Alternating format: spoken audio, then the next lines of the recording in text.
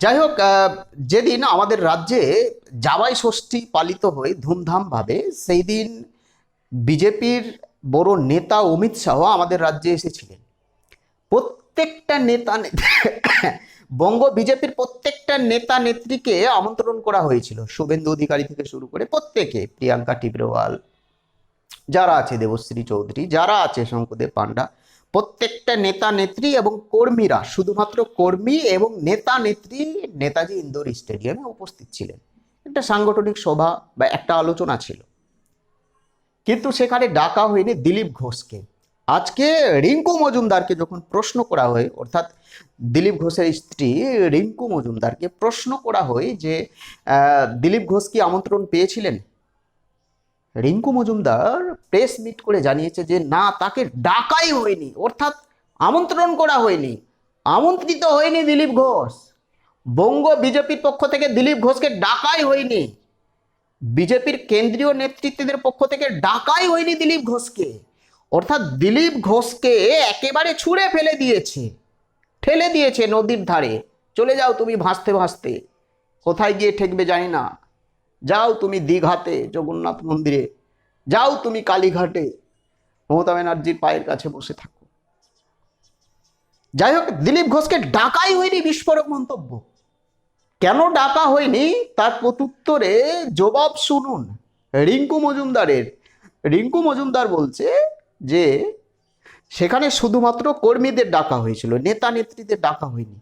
তাহলে কি শুভেন্দু অধিকারী নেতা নয়? প্রিয়াঙ্কা টিব্রেওয়াল নেতা নয়? আশ্চর্য, সুকান্ত মজুমদার নেতা নয়? আরে ভাই, শুধুমাত্র কর্মীদের ডেকে কি করবে? কোটা কর্মীকে চেনে অমিত শাহ? কজনকে চেনে? তারা তো এই শুভেন্দু, সুকান্ত মজুমদার, দিলীপ ঘোষ এদেরকে চেনে, কর্মীদের কোটাকে চেনে। আর কি বলবে কর্মীদের সঙ্গে? হাজারো হাজারো কর্মী সমর্থক, অর্থাৎ শুধুমাত্র বুথ প্রেসিডেন্ট এরা উপস্থিত ছিলেন, তাদের সঙ্গে কি কথা বলবে? What is this? কি ধরনের প্রশ্ন? এবং তিনি শেষে বলেন যে তাকে প্রয়োজন মনে করেননি, সেই জন্য ডাকেনি। অর্থাৎ দিলীপ ঘোষকে বঙ্গ বিজেপি আর প্রয়োজনই মনে করছে না। দিলীপ ঘোষ যে কোনো সভা বা মঞ্চে বা মিটিং মিছিলে গেলে বিজেপির ভোট আরো কমে যাবে। কারণ বঙ্গ বিজেপির কিছু নেতা নেত্রীদের উপর আমাদের রাজ্যের বিজেপি সাপোর্টার যারা ভোটার রয়েছে বা যারা ভেবেছে যে আমি বিজেপিকে ভোট দেব, দিলীপ ঘোষ যদি সেখানে চলে যায় তাহলে তারা কিন্তু আর বিজেপিকে ভোট দেবে না, শুধুমাত্র আরএসএস সমর্থক ভোটার ছাড়া, যেটা সূত্র মারফত আমরা জানতে পারলাম। কারণ বিজেপির অনেক এমএলএ এমপি তৃণমূল কংগ্রেসে যোগদান করেছে বিজেপি ছেড়ে, আর এই বিজেপির সমর্থক বা কর্মী সমর্থকরা তাকে জিতিয়েছিলেন উত্তরবঙ্গ থেকে শুরু করে দক্ষিণবঙ্গ।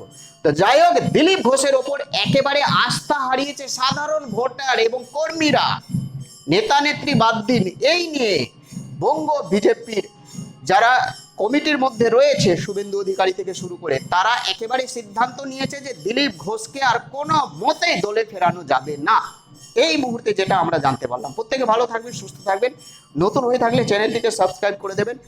জয় হিন্দ।